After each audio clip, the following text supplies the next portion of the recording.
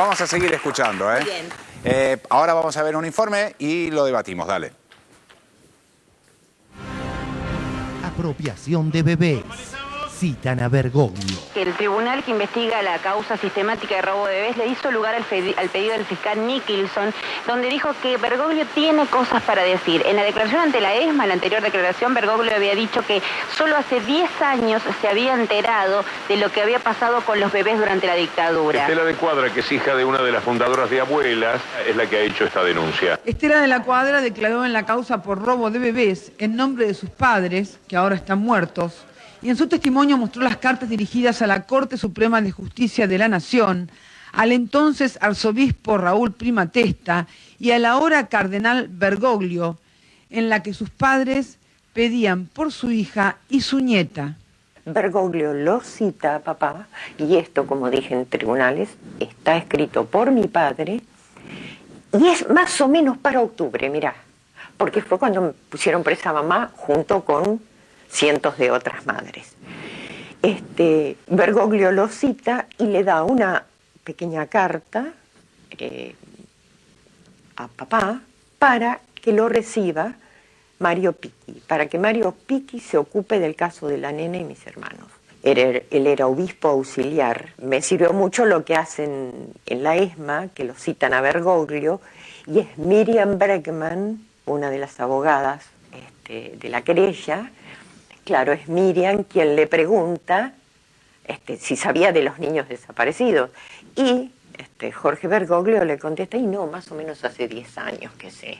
Lo cual es, más allá de que uno cuando va creciendo puede tener achaques, olvidos y demás, pues es una barbaridad, es una mentira grande como un rancho. En este juicio donde se busca la verdad, ¿sí? Nosotros esperamos que Bergoglio declare, incluso que cuente la responsabilidad que puede haber tenido otros hombres de la Iglesia en esto. Hay un hombre, por ejemplo, Monseñor Grassi, a la cual, imagínense que las abuelas en aquel entonces, que no tenían a dónde recurrir, recurrían mucho a la Iglesia.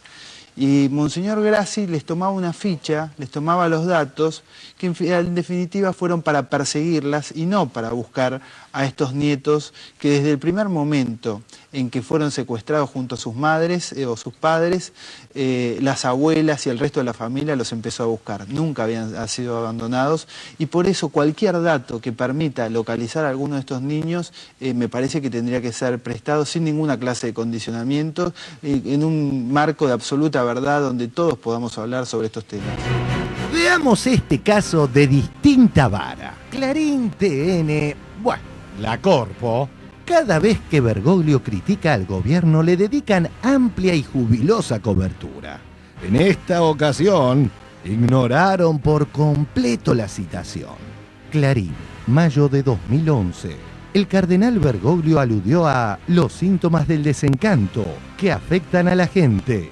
Tuvo lugar la misa crismal. Sí, claro, y allí estuvo hablando Bergoglio.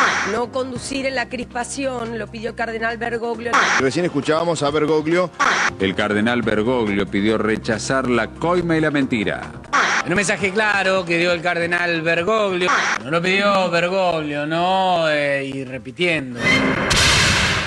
Páginas y páginas dedicadas a diferencia del absoluto silencio ante la citación a la máxima autoridad de la Iglesia en causas por apropiación de bebés.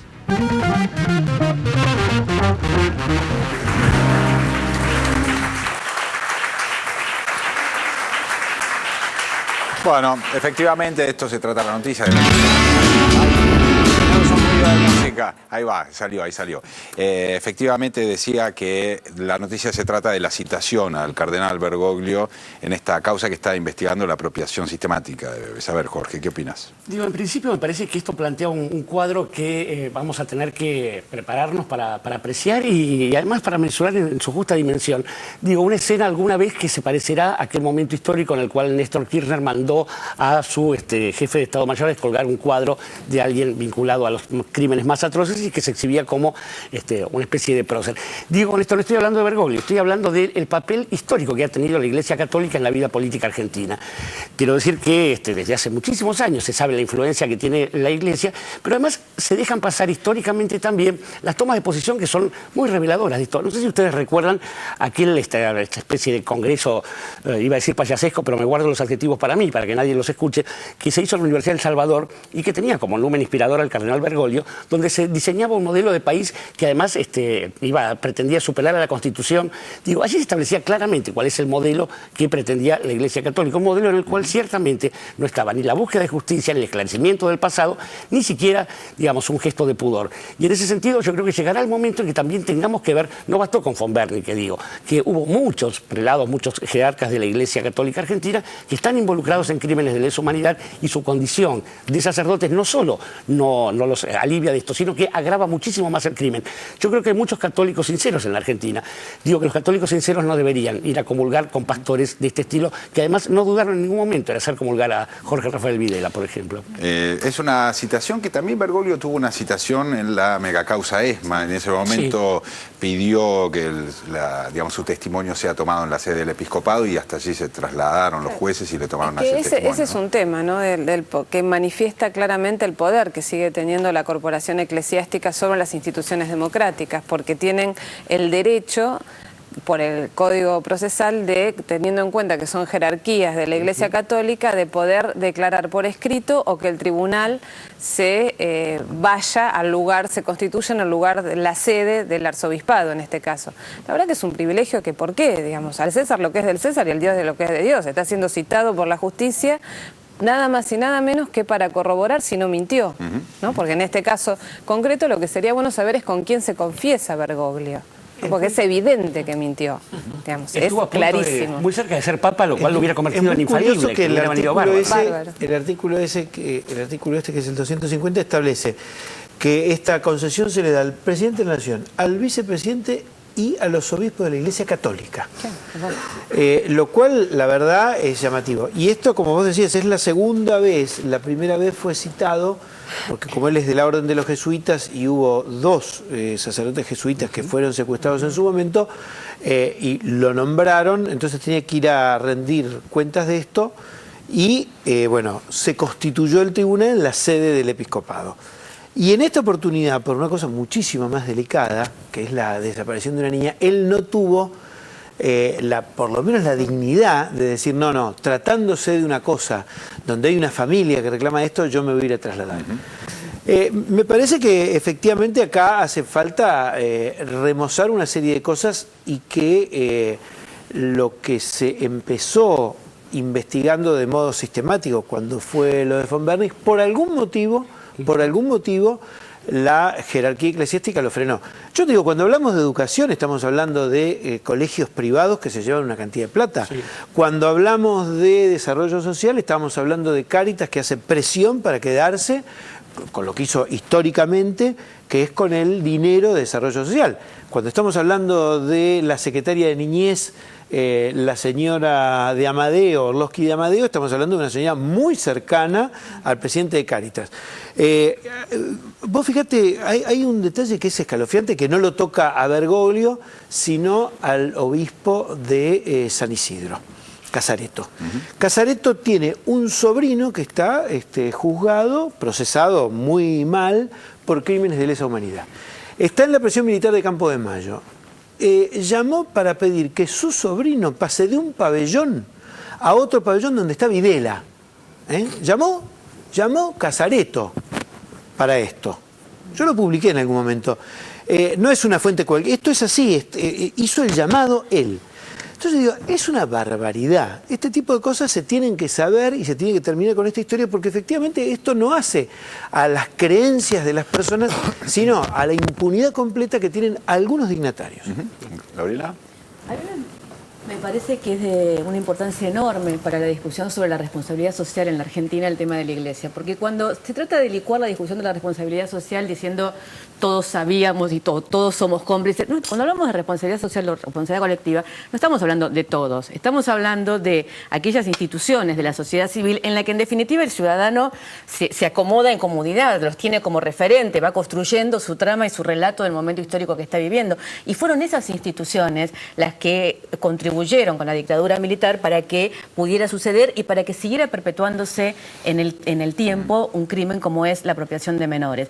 Por eso yo creo que el momento en el que se baja el cuadro de Videla es como el punto cúlmine de nuestra mirada hacia los grandes culpables penales, que son los militares. Y que a partir de ahí lo que empieza en la sociedad es el gran debate sobre el rol de los otros. Los medios de comunicación, la justicia, la iglesia, que fueron los grandes cómplices los que permitieron que se apropiaran de los niños. Y yo creo que eso, en el caso Noble Herrera, es tan claro, digamos. Por eso yo creo que cruje tanto el establishment cuando uno se mete con ese tema. Porque está todo lo que permitió. Está la iglesia, está la justicia, están los medios de comunicación, están los políticos que permitieron que eso sucediera y que eso se perpetuara. Y a propósito de eso, el próximo martes, creo que es a las 6 de la tarde, las abuelas convocan a tribunales porque se cumplen 10 años del inicio de la causa Noble Herrera. 10 años. 10 años. Habrá quien recuerde que el juicio de Nuremberg tuvo sus primeras 6 condenas en militares y 18 civiles, ¿no? Incluso los norteamericanos se dieron cuenta a la hora de ejercer eso, ¿no? ¿Mavi? Bueno, este es como un baile de máscaras que van cayendo. Para mí, que viví 20 años fuera, volver a este país donde pasan esas cosas como descolgar el cuadro de Videla, donde la impunidad es reclamada y debe ser erradicada. Creo que todos tenemos que ser conscientes de que eso está pasando y que hay crímenes que no pueden perdonarse y que hay responsabilidades, sobre todo siendo un mandatario o un dignatario que representa a una comunidad de fe, y que hay mucha gente, como él dice, hay muchos buenos católicos que no merecen ser representados por personas que se ocultan bajo máscaras que afortunadamente están cayendo. Ok, muchas gracias, Mavi. Vas a tocar en el próximo bloque, ¿no? Así es. Nos vamos a un corte entonces, y en el próximo bloque Mavi Díaz de nuevo con nosotros. Dale. Muy bien, nuevo bloque de 678. Recién hablábamos de los 10 años de iniciada la causa que investiga la apropiación de los hijos de Noble. En este caso vamos a ver lo que puso Clemente en el diario Clarín. Lo vemos. Causa Hijos de Noble. 10 años sin muestras de sangre.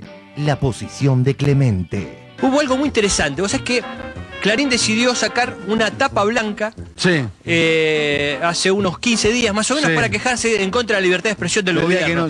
Un mensaje muy fuerte. No lo hizo nunca durante la dictadura. Nunca se quejó de la falta de libertad de expresión durante la dictadura militar. Sin embargo, ahora en un gobierno democrático decidió hacer una tapa blanca. Ese día, Caloy, que hace Clemente, dijo que no quería que su tira salga en ese diario, que no estaba de acuerdo con eso. Y no salió.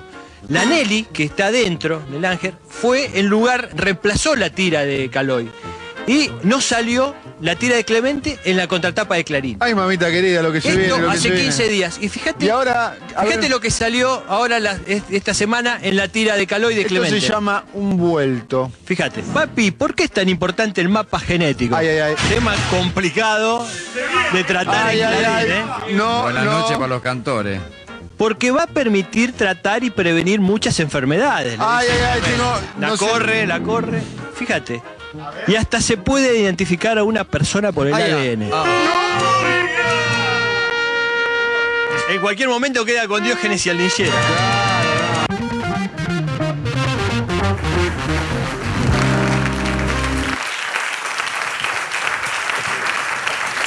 Bueno, muy bien, interesante, ¿no? Por ahí. El tema pasó medio desapercibido, pero a mí me llamó tanto la atención cuando lo matan a Bin Laden, que se dice automáticamente, le hicieron el ADN y es Bin Laden, no hay ninguna duda. Digo, acá, para hacer ese ADN hace 10 años que estábamos. A Bin Laden lo mataron, se lo hicieron en 30 segundos y fue una gran noticia y nadie le pidió permiso, ni a él, ni a la familia. En cambio, hay sectores de la sociedad argentina que no se hacen cargo de la gente que han matado o ayudado a matar, ¿no? ¿Qué va? ¿Vamos a llegar a algún final, Eduardo, te parece? Mira, el otro día yo lo entrevisté a Pablo Yonto y él es muy pesimista respecto de lo que va a pasar en los próximos meses por razones técnicas, legales, ¿no? Es decir, Casación llama a los abogados de las partes y esto llega a un recurso que puede terminar en la Corte Suprema y esto pasaría, si todo sigue así, para el año que viene. Imagínate vos que mientras tanto, esta chica Marcela Noble Herrera, en medio de todo esto va a la reunión de la CIP en Chile, representando al grupo, es decir, ella ya aparece claramente como una persona muy cooptada a la ideología del grupo. Y por otra parte, lo que se sabe, y esto ya es recontrapúblico, que por lo menos estos chicos fueron adoptados por una pelea de la herencia que podía recaer, las acciones de Ernestina Herrera de Noble podían caer en Guadalupe Noble, que es la hija de la hija de Roberto Noble. Y vos fíjate que el hecho de ponerle a los chicos Noble Herrera, que además es una atribución no muy legal, pero tenía que ver precisamente con esto, es la muestra evidentísima de que ella estaba interesada en el año 76 en que figuraban como Noble por el hecho de que tenían que ser una especie de tapón para evitar la herencia. Entonces, esto ya, por lo menos a estas dos personas, que ya son personas mayores, esto les tiene que partir la cabeza. Y lo otro que les tiene que partir la cabeza a estas personas es el hecho de que haya un silencio corporativo, porque es un silencio empresarial, para que ellos puedan conocer su identidad. No hay ninguna madre que pueda querer adoptar chicos para evitar que conozcan su identidad. Esto es una cosa impresionante. Ahora, si vos vas al escenario mayor, ¿por qué la corporación no quiere que se sepa la identidad de estos chicos justamente en el periodo de apropiación ilegal de chicos? De modo tal que ya es insoportable. Ahora es interesante el frente que... Lo de Caloy, más específicamente, ¿no? No tanto lo de, digamos, deslizando el tema de la causa a lo que pasó en el diario, porque nosotros siempre tuvimos la percepción de que cada uno tiene su límite, ¿no? Y me parece que con este tema hay alguien que ha encontrado un límite. Se expresó un límite. Y no es alguien a quien Clarín fácilmente lo puede hacer callar la boca.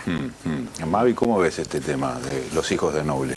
Bueno, me pregunto también qué le pasa en la cabeza a esas personas que tienen esa información, que saben que todo esto está pasando.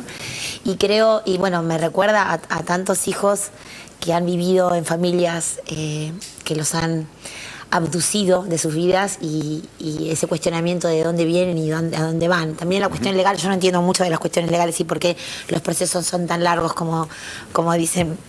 Si es tan fácil sacarle el ADN a una persona y todas las trabas legales, de eso no puedo hablar, pero sí me parece que esto tiene que, sobre todo, inspirar a que la búsqueda continúe y a que la pelea, porque cada persona encuentre su identidad y sepa de dónde viene, continúe con más fuerza que nunca. Señores, vamos a un corte y ya volvemos.